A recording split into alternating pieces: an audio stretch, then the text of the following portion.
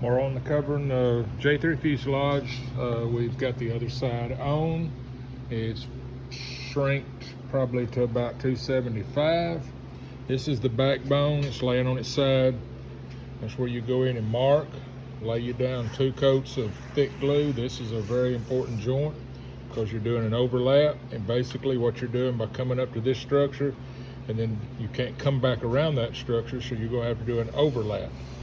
And that's an important overlap because what you're doing is making the envelope with a glued seam. All the new glues that we use, whether it's our company or any other, are a lot more superior than what they used to be. You don't have to use an envelope, and that's basically what you're doing.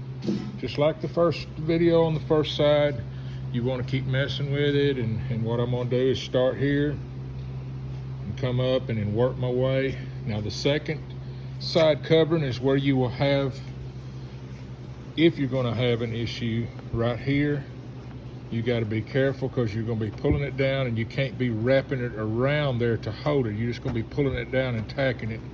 So you have to get you plenty of slack. You'll want to cut up here, but you want to make sure you stay way away from, because it's very easy to get cut in there too far and then you have a gap. Now you can always patch it and work that in later. So this is the area you want to start up the tail post, around and down, and then you just work your way all the way around.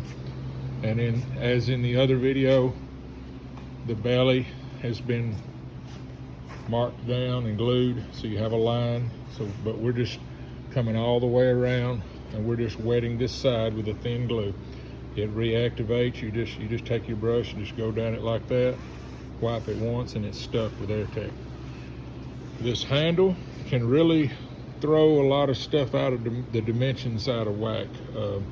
Just be ready that don't come in here first and go, well, I'll relieve this or cut it and lay it in. That can really mess you up later, you know. So I would come up and around going that way. You might, once you get up to the top, come back around and come this way and kind of work it and pull it in. But you know, you're gonna go right to the back of that. It's gonna be a cut, and it's gonna wrap around. Then you're gonna kind of cut around the top of the bar and another cut in. Then this center section will fold over and in this hole and wrap around. Just be real careful cutting around this. You can, if you cut a little short, you can always come back with a little patch or make a little, you know, if you was to cut it short, when you shrink your side, you've got a hole actually above your handle.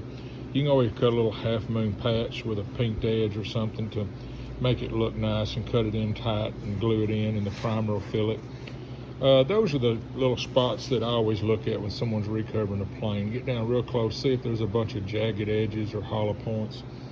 Doesn't make it non-airworthy, but it sure makes it look bad on a cover job. You know, same way around the door openings and stuff, and around the hinges on the door. I try to take just a little time to really make those clean to where they look like they're just dipped in glass, where it goes from the paint up onto a part.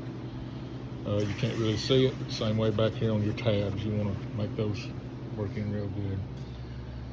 So it's same as the other side process, gluing it down. Won't go over all that again. We've already talked about cutting around the fittings and stuff. So at that point, the next video I show will have everything on the fuselage and be ready to put tapes on.